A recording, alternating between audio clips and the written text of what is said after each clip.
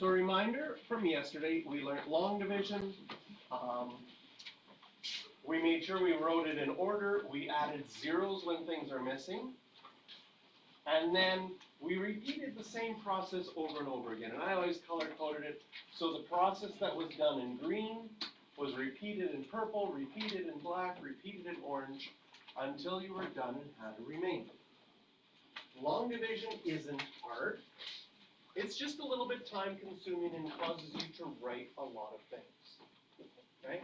Now, not surprisingly, if there's something that causes you to write a lot of things, a mathematician will come along and say, I wonder if there's a way that I can do this so that it's faster and I don't have to write as many things.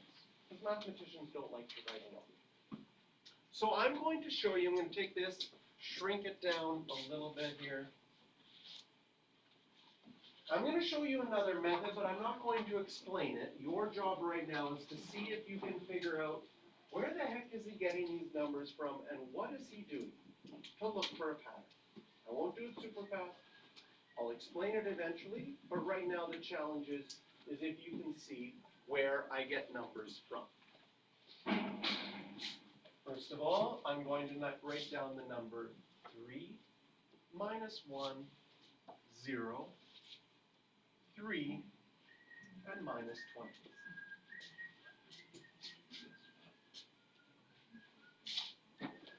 I'm going to put those in a box. And on the outside, I'm going to write minus 2.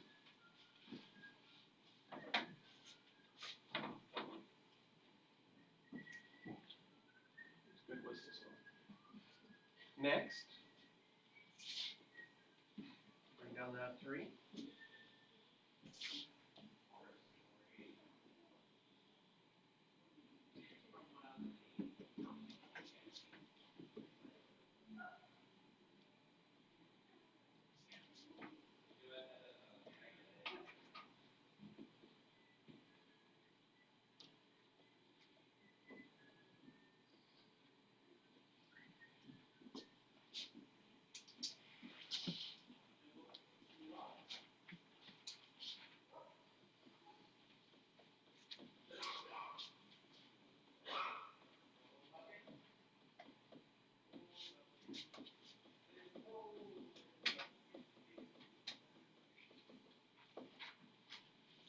I got my answer. Right here, the same answer that I have up here. A lot quicker. So question, can you see where the blue numbers came from? First of all, the 3, the minus 1, the 0, the 3, and the minus 20. Those were just the numbers in front, which we call coefficients. Just like long division, they had to be in the right order. And just like long division, if something's missing, I added a 0. But it's quicker because I didn't have to write the x to the 4, the x to the 3, the x squared, the x as I went along. The biggest difference from this type of division and long division is in long division, the number out front was x plus 2. And notice that I wrote minus 2, the opposite sign. The reason for that is, I hope you see that I got these numbers on the bottom by adding. Okay? -1 plus -6, -7. -20 plus 50, positive 30. In this method, by changing the sign here, it allows you to add, whereas what did we always have to do in long division was subtract. Mathematicians notice that people make more mistakes when they subtract, so by just changing the sign at the beginning, it allowed us to add instead of subtract, which makes less mistakes. Then I bring down the first number. You see I got this 6. How did I get this 6? I multiplied. Then I added, and then I multiplied again. That gave me the 14. Then I added, then I multiplied again, gave me -28. then I added, and multiplied again, gave me positive 50, and added. So just like long division, you do the same process over and over again, but this is a lot faster. This type of division is something called synthetic division. So if you turn to the next page, we can highlight that in our notes. And unfortunately, this doesn't mean we can forget long division altogether. Synthetic division we are going to use as a shortcut, but it only works when you have x plus a number or x minus a number. If you're dividing by x plus 3, you can use synthetic division. If you're dividing by x minus 2, you can use synthetic division. But if you were dividing by 2x plus 1, you'd still have to use long division.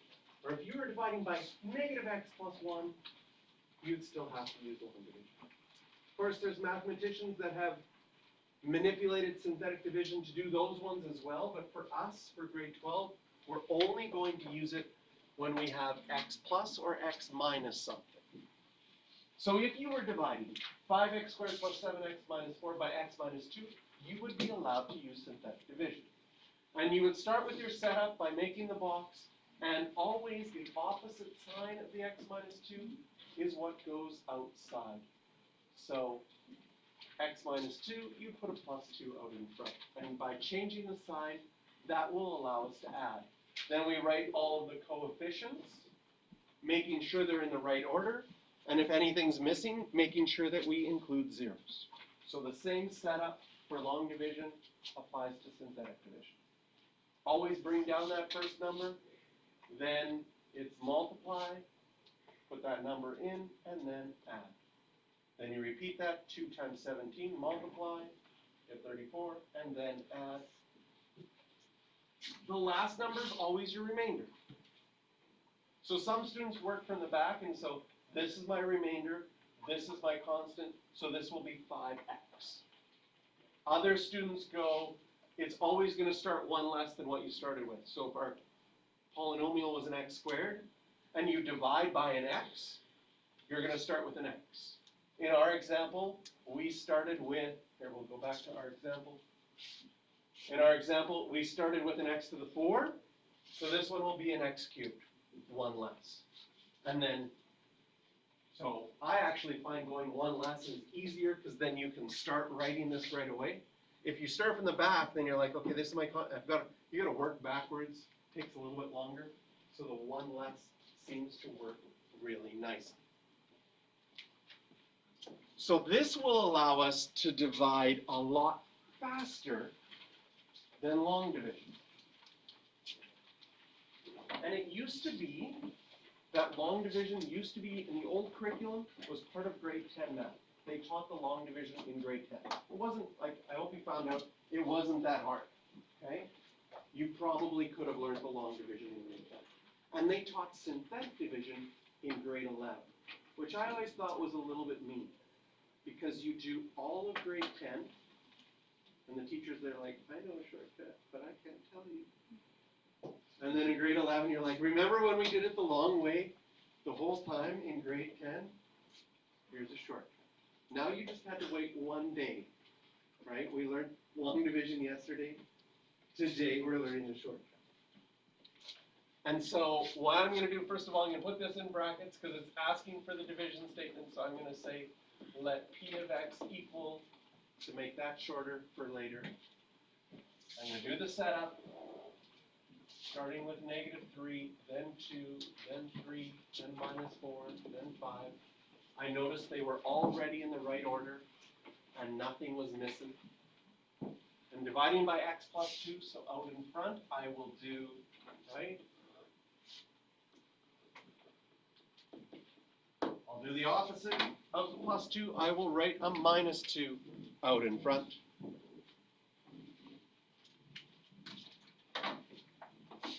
And then it's just a matter of bring the number down, multiply, add, multiply, add, multiply, add, multiply,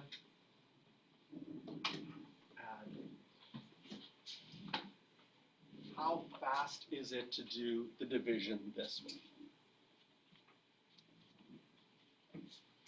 And our division statement, so P of X will equal, our divisor was X plus 2. Our quotient, so here are the numbers for our quotient, and again, with this minus 3, I know that it's going to be one exponent less, so it'll be minus 3x cubed then, plus 8x squared, minus 13x, plus 22, and then the minus 39, that's my remainder, here's my quotient, here's my divisor, equals,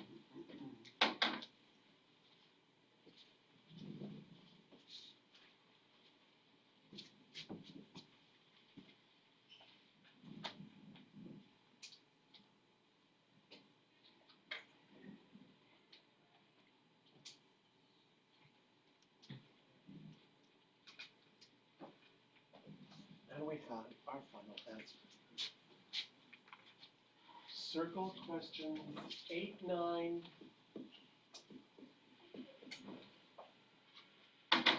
11, and 12.